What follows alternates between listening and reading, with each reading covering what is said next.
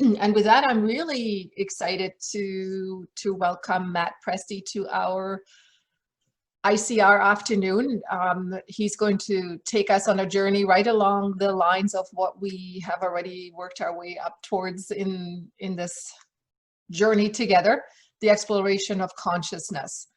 Matt will talk to us about the progression of consciousness and how it is clearly evident through various ages in history, through various cultures, through various types of mystics and geniuses, which is going to be fascinating for us because it ties right in with the type of work that we do in terms of literary research here at ICR as well. Matt himself is a musician, a philosopher, a poet, a cosmologist,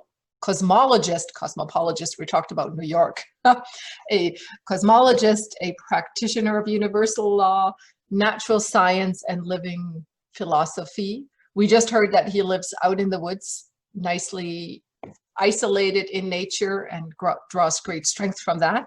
He is also a volunteer fireman.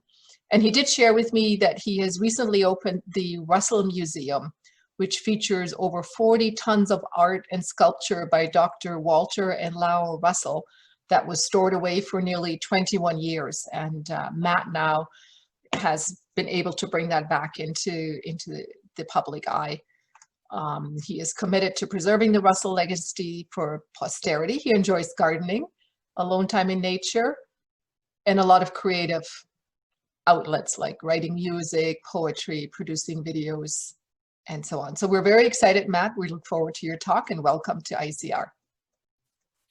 Thank you, Sabine, for the generous introduction, and welcome everyone. I'd like to send a special thanks out to Mr. Scott Heigl, who, because of him recommending me to the organization, I was able to secure a spot. I would have hoped to journey with him to be in person with you all, but if you can't be in person, then this is the next best thing to continue it on. Special thanks to Paul and Dale, Michael, Sabine, fellow presenters, guests, and everyone at ICR. I'll get my presentation loaded up here and we can begin. Okay, if someone could just confirm that they're seeing. Yeah, we can see it. Okay. This is entitled The Exploration of Consciousness. I started a podcast by the name back in 2010 on my birthday. And a friend of mine said, well, how can consciousness explore itself? I said the same way an eyeball can look into itself in the mirror. So it was always a journey for me to try to figure out what was consciousness. And the answers that I discovered along this path were more than fulfilling. I've always been one for praising the great existential questions of philosophy. Who am I? Why am I here? What is this we're in? And where are we going? So with that, we'll move to, if I can here, my disclaimer. And let's see, I'm going to move this over. There we go. As president of the University of Science and Philosophy and a volunteer firefighter on 2 departments, my conclusions regarding 25 years of research into various studies, fields of knowledge, and information presented here today do not necessarily reflect the organizations with which I am affiliated. And my use of the word man is inclusive of all mankind. God is the mother, father, light. So if I mention the word God, not referring to a male deity of 2,000 years ago who killed firstborn and cast lightning bolts at those he was displeased with. So just say that, we'll move on to the first slide here of the actual presentation. And this is, of course, the opening of the riddle of consciousness. And I couldn't find a better quote, to be quite honest, because he says one thing in here that is most true from what my research has revealed to me as well. And the quote says, "Whatever may seem to you, perhaps blasphemous, unbelievable, or odd, for we are guilty of a common lapse when we forget that consciousness is God." When we ignore that what we see without and ourself inside, with no room for doubt, are diverse facets, or say, different shades of one eternal substance which pervades the whole creation everywhere the same, beneath the varied dress of form and name. And what he says, when we forget that consciousness is God, that is really the core of what we're going to see in the next many slides to come. That consciousness, as it's been called by the various illuminates, mystics, even the great poets, the artists of multi-ages past, all agree that at the bottom and the core and the crux of their knowledge and wisdom and their teachings, whatever it may be, is they're expressing the consciousness. And they even, to a degree, have at least hinted to us that consciousness is God. And we'll go more into detail with that as we move along. I'm going to pull up a couple photos here to go into the first photos. In the beginning, ending, God. And what you're seeing on the left of the screen, the eternal omnipresent vacuum zero, these are both drawings and illustrations by Dr. Walter Russell. These came out of his 39-day illumination, which I will go into greater detail. But for now, just to know that Dr. Russell was the artist behind these illustrations. He shows us two universes, the reality of cause on the left. So we have the universe of cause, and he names it the one white light of mind. And why is it white? Well, we're going to get into that too. The real universe of knowing mind at rest is that one white light of mind. Many people have referred to in classical illumination experiences that flash of blinding white light.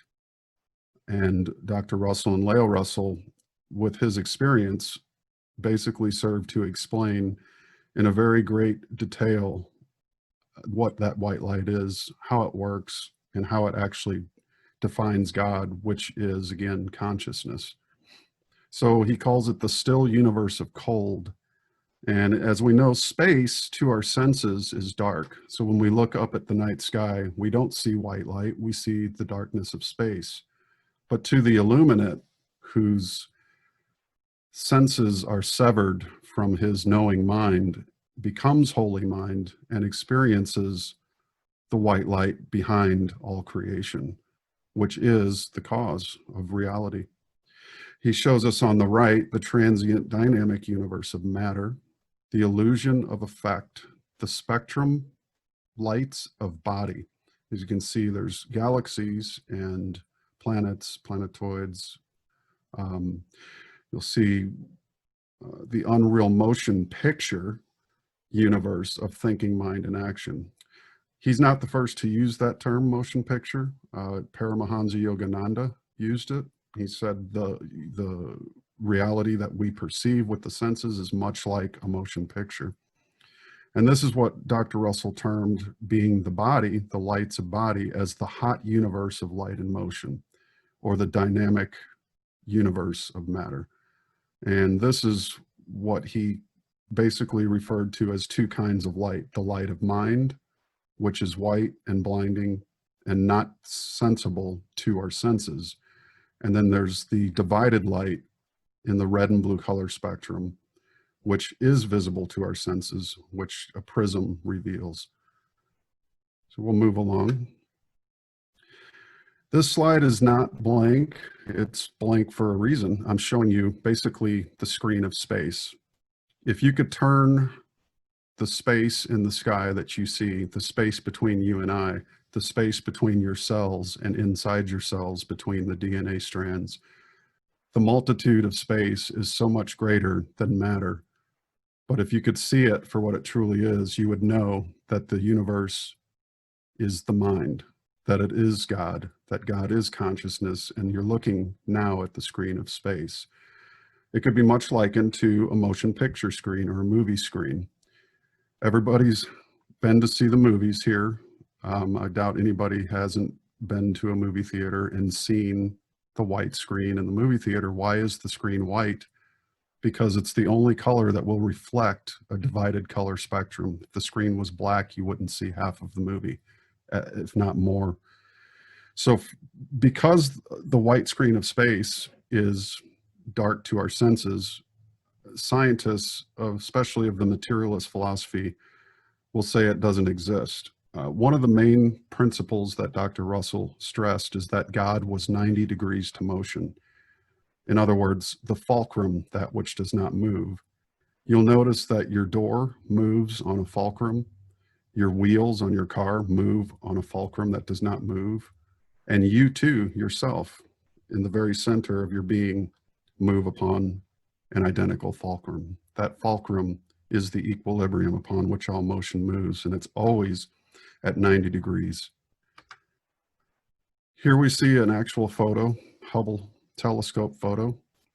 And what I'm going to do here with the next slide is show you a selfie of God, which was an idea I came up with after seeing the first two pictures that we looked at, which was the one white light of mind.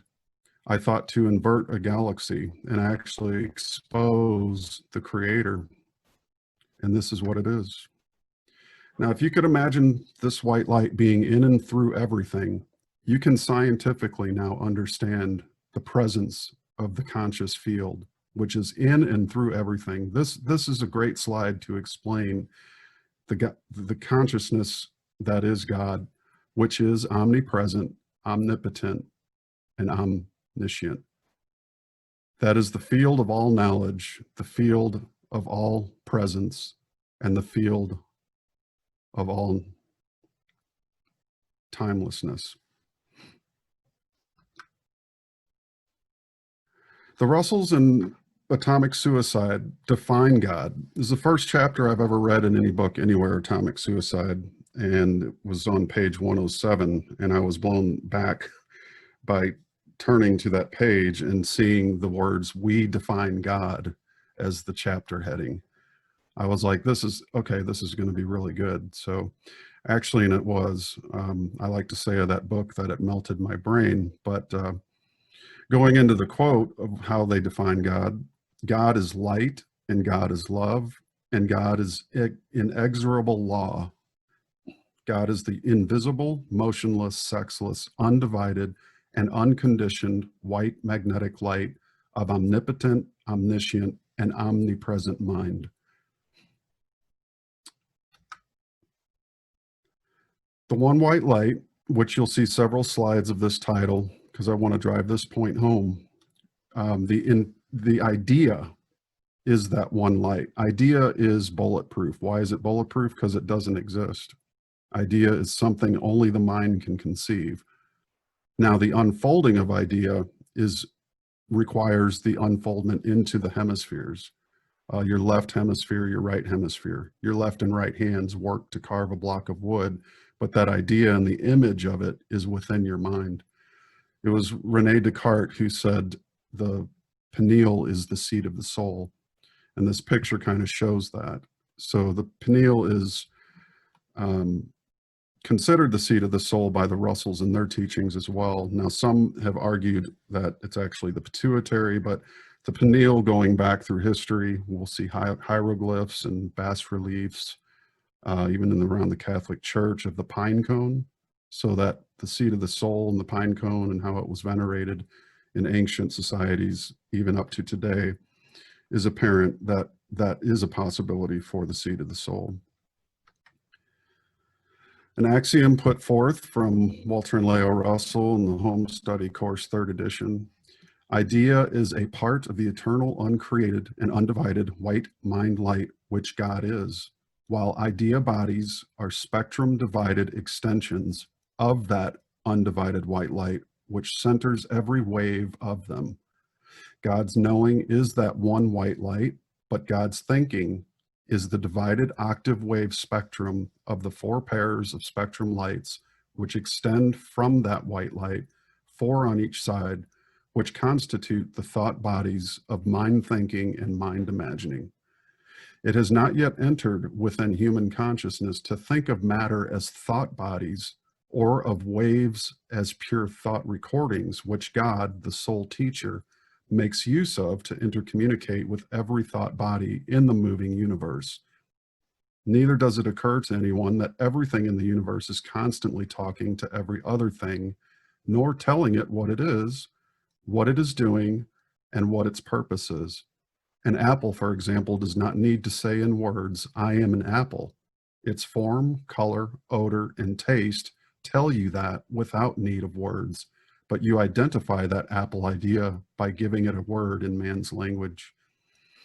If you will but learn to look upon creation as an assemblage of many ideas and realize that the only knowledge you can ever acquire is an awareness of the nature and purpose of each and every created thing, as well as the processes used in the creation of that thing, you will soon realize that you are forever talking to nature, and nature is forever talking to you.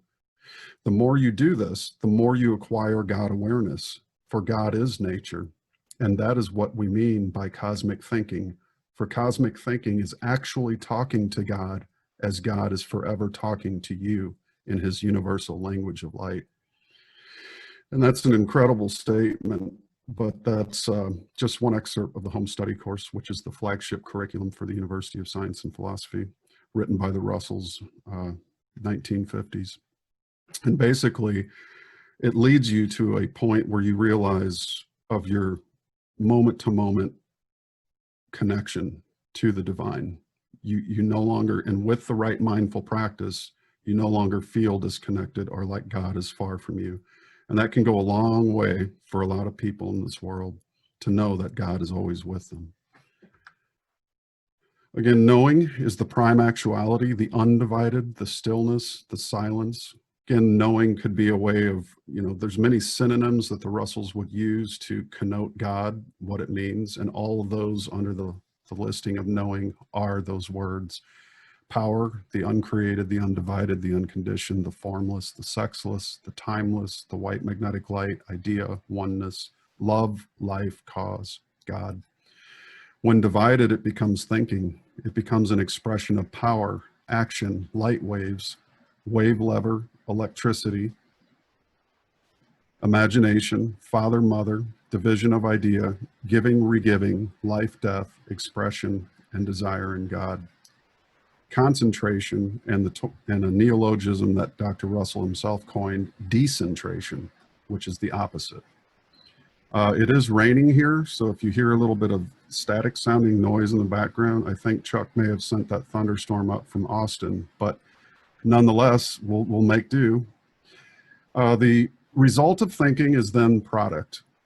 Product is the result of a record of action.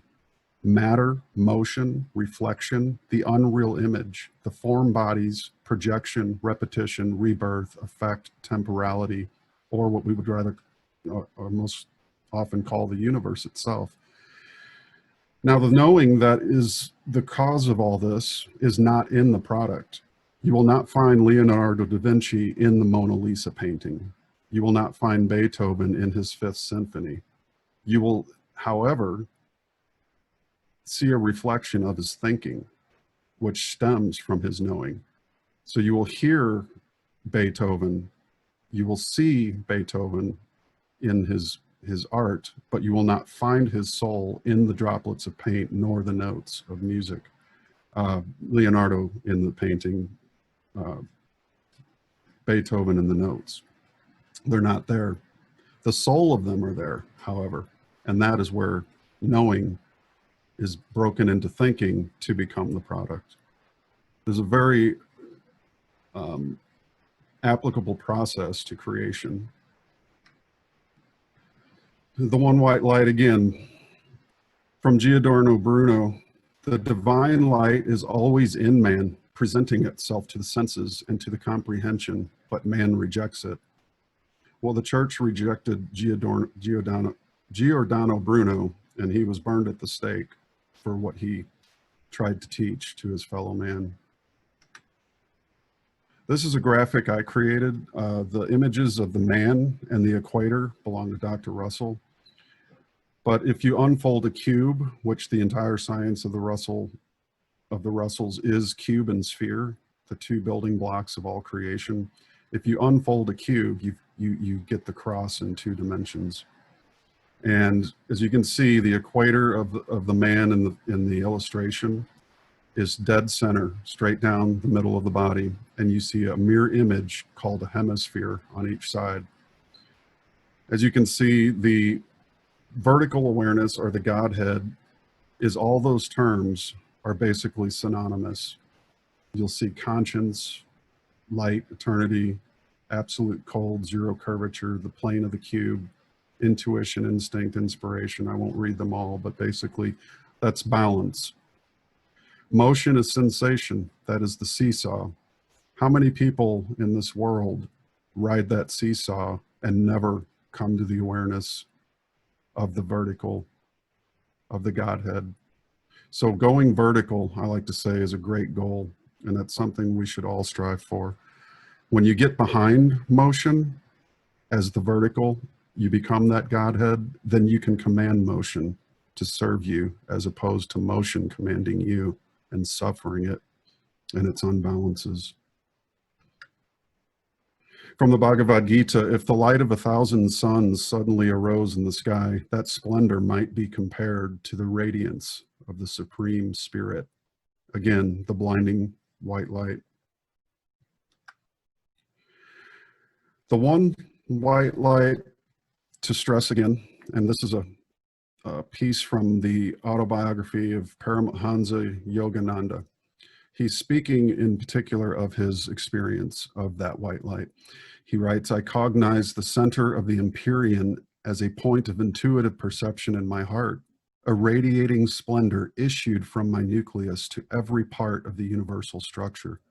Blissful Amrita, nectar of immortality, pulsated through me with a quicksilver like fluidity. The creative voice of God I heard resounding as Om, the vibration of the cosmic motor. In the beginning was the Word, and the Word was with God, and the Word was God, John 1:1.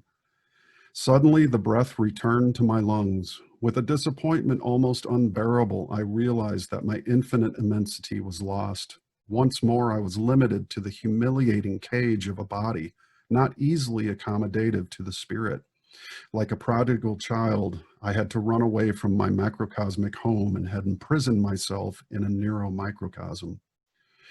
My guru, Sri Yukteswar, was standing motionless before me. I started to prostrate myself at his holy feet in gratitude for his having bestowed on me the experience in cosmic consciousness that I had long passionately sought.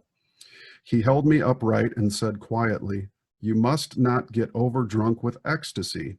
Much work yet remains for you in this world. Come, let us sweep the balcony floor, then we shall walk by the Ganges."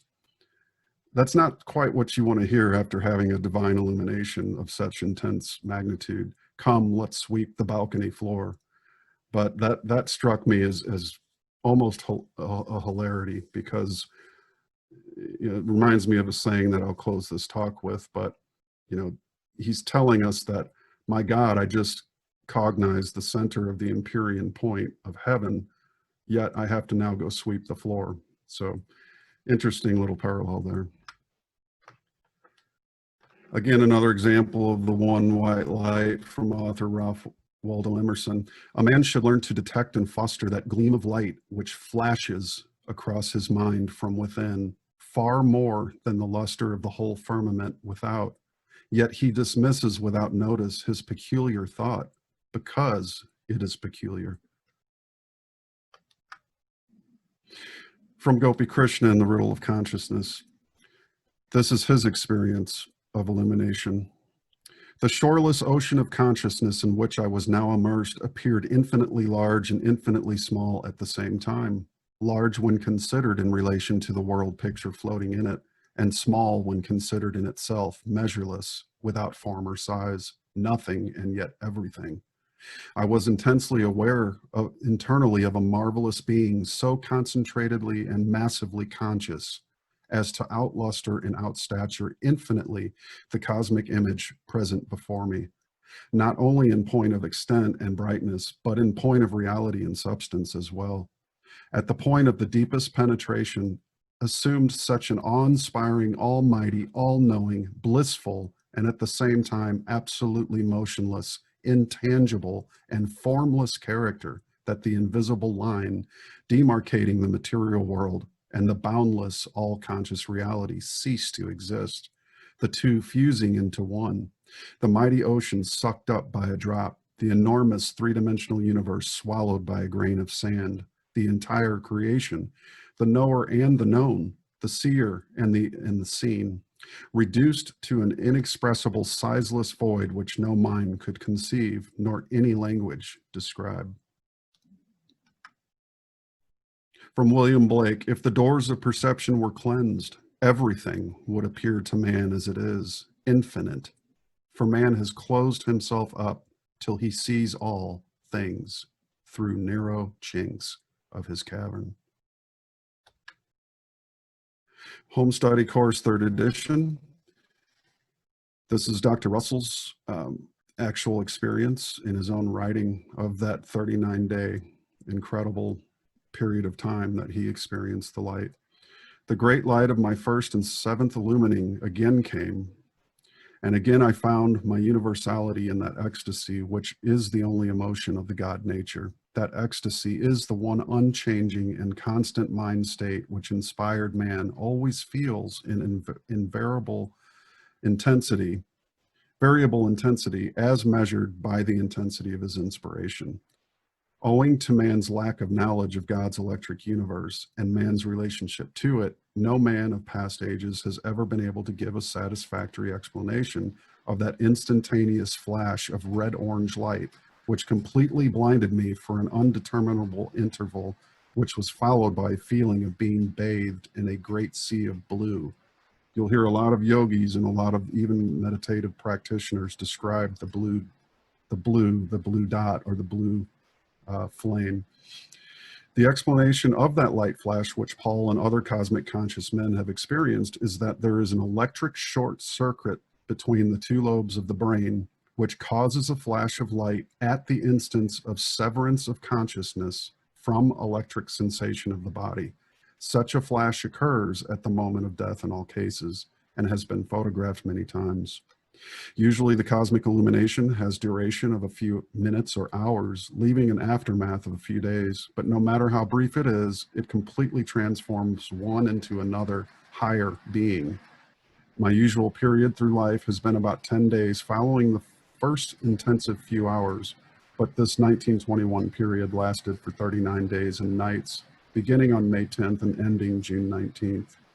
The light of spiritual consciousness centers the divided or polarized light, which constitutes the electric awareness of sensation in a body. So that's just an incredible story. And he goes on to write about it for about 6 or 8 more pages in the home study course. Another excerpt from that: the first and most conspicuous effect of illumination into full cosmic consciousness is the utter absence of evil, sin, or shame. There is no thought of such an unbalanced condition while in the one ecstatic condition of perfect balance, which the light of love is. Illumination into the light means just that, for it is the light of all knowing, or the light of love, which is manifested by thinking God's all-knowing into complexities of pattern form.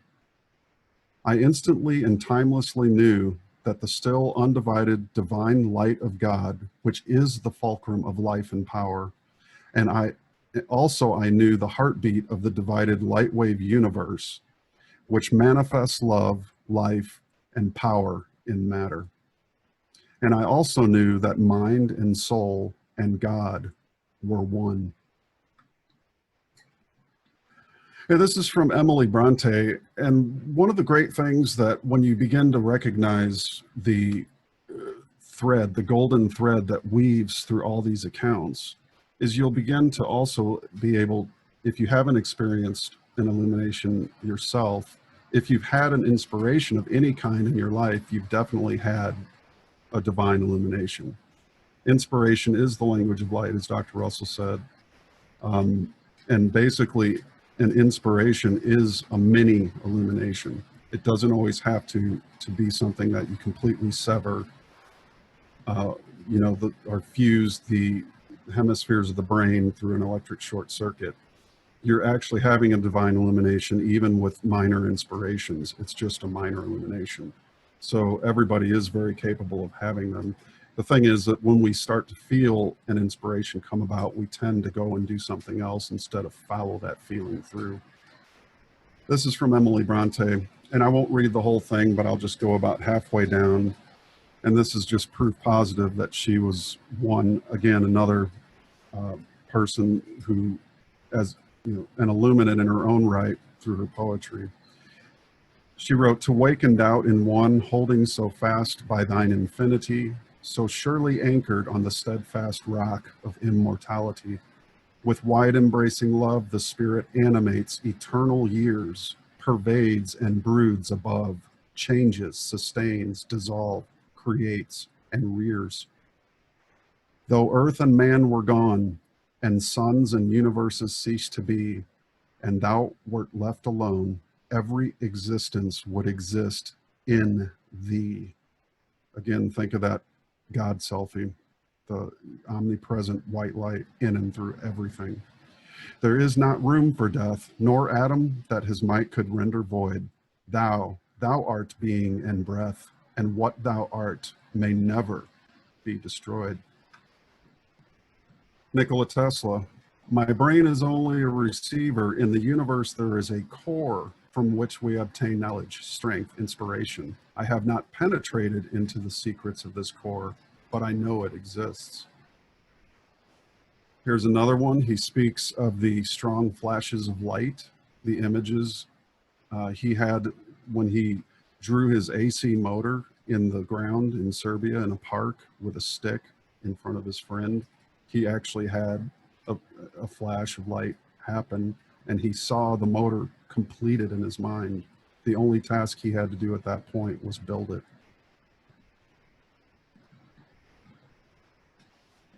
There's just example after example, and that's part of the reason for the presentation. It happens to people of all walks of life, male, female. Unfortunately, the accounts of the females of the illumination experience are not that well documented. I think due to the fact that for many years and centuries, mostly male authors were granted privileges of writing books. Emily Bronte was one who had to disguise her name and her two sisters along with her in order to write those books. They had to actually parade as men, but nonetheless, they helped to break the stereotype, so that was an amazing thing in and of itself. From Black Elk, "And while I stood there, I saw more than I can tell, and I understood more than I saw, for I was seeing in a sacred manner the shapes of all things in the spirit, and the shape of all shapes as they must live together like one being." The great mystic Lao Tzu, "To a mind that is still, the whole universe surrenders." Matt, this is your 5 minutes. Okay, thank you. Again, Nikola Tesla, "Gift of mental power comes from God, divine being. If we concentrate our minds on that truth, we become in tune with this great power."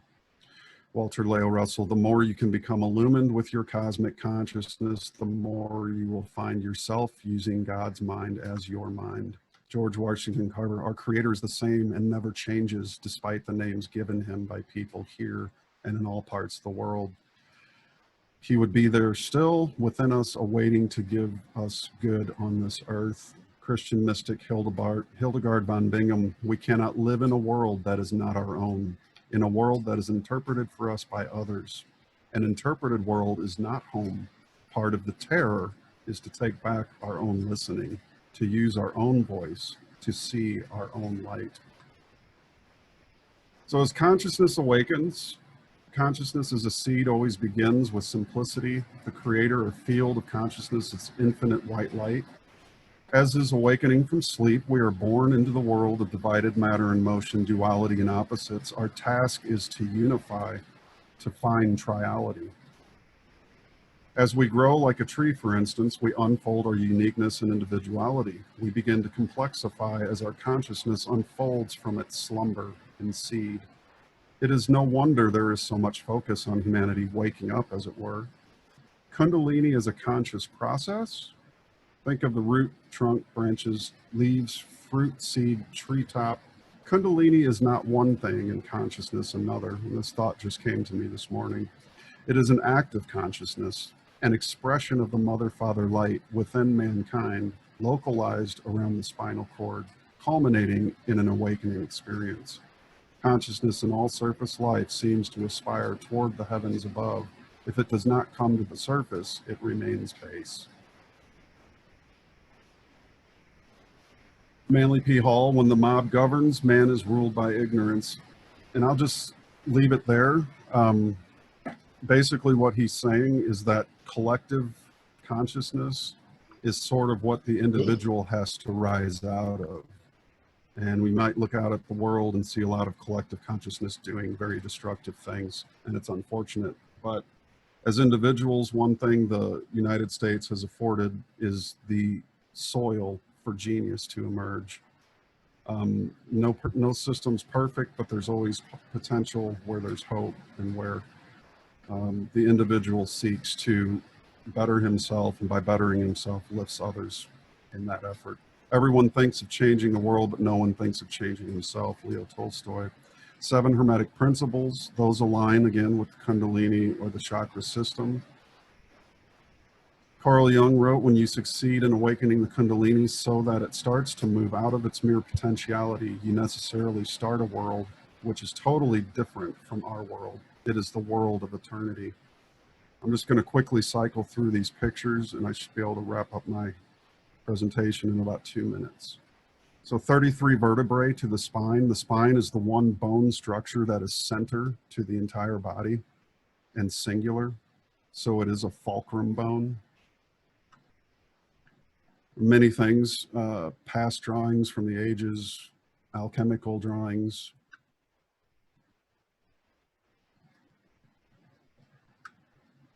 It's my favorite quote from the master alchemist Falconelli. The vital thing is not the transmutation of metals, but that of the experimenter himself. It is an ancient secret that a few people rediscover each century. Unfortunately, only a handful are successful. I think he's basically talking about divine illumination, the coming to the knowledge that the kingdom of heaven is within man. From simple to complex, what is true must also be simple. Dr. Russell wrote, I believe that the basic cause of motion is extremely simple and easy to understand. I believe that the effects of motion are infinitely complex and extremely difficult to comprehend. I believe that anyone who thoroughly understands cause can also understand the complex effects of cause. All battles are first won or lost in the mind, Joan of Arc. So the solution-oriented mind, Ushan from the, if I'm correct, Hindi, which means union, one who knows cause behind all motion, lives to command the wave. He knows the wave as the simulated body of consciousness. He holds life in one hand and death in the other, and may command both at will. He commands matter to become divine, imbuing it with his own soul, freezing his thoughts into the forms of his imaginings. All is light to the awakened mind. Shadow is the unconscious in man alone. His primary purpose is to enlighten first his own mind, and to that degree, those around him shall also be uplifted by his individuated effort. Because of this effort, all mankind is brought higher and closer to God consciousness. To reach enlightenment, one must chop wood and carry water. After enlightenment, one must still chop wood and carry water. Let us sweep the floor, then go for a walk in nature. Thank you very much. I know if we were in the tent, you would again get a rousing round of applause. Thank you so much, Matt. It is fascinating to me to see the universality of this, because you touch on a number of things that we also touch on in our literary research. Thank you for guiding us through seeing the symbolism of Kundalini in many cultures and many mystics and many geniuses, and your fascinating story. We really appreciate it. Thank you very much. Hopefully you can join us for the panel discussion a little bit later. I'm sure there'll be some interesting questions. Yes, I'd love to. Coming your way. Thank you.